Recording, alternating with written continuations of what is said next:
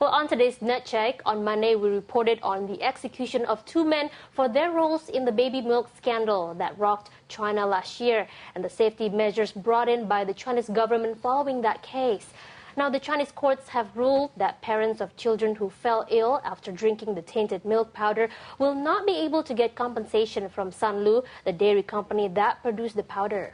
According to the Guangzhou Daily, the bankrupt company simply doesn't have enough money to compensate the handful of parents who are pursuing civil cases against them.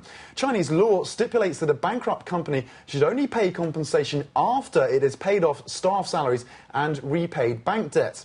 The ruling has sparked a lot of controversy, particularly online. Let's go to the newsroom now, where our researcher Emma Wang has been looking into this. Emma, how have the parents reacted to this? Many parents of the sick babies have posted their comments online calling for people to pay attention to this issue. They're questioning why the court let Sanlu go before it took responsibility for the babies who were sickened. They say that the government promised that the company would take some responsibility for the treatment of their babies right after the scandal broke, but the issue remains unsolved until today because of the disputes over the compensation schemes.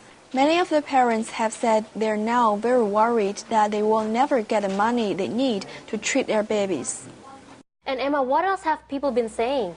Many people are saying that this case points to a problem with the law, which they say does not do enough to protect the victims in these cases. Many commentators are calling for a better system to be set up to protect ordinary people and for the state compensation law to be revised. Others say the courts were just following the law and that they didn't have any other options.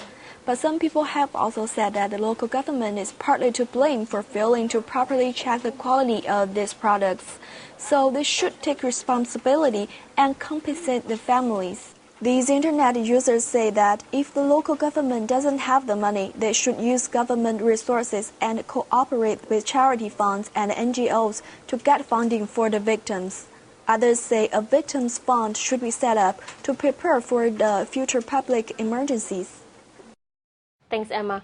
Well, Tom, of course, Sanlu has said that they already pay for the victims through a fund that the government has set up for them. That's right. The company reportedly paid in $132 million US dollars, right, the equivalent of $132 million, into a fund that totaled $161 million, which was set up for the victims. And the company says they've done their bit, essentially.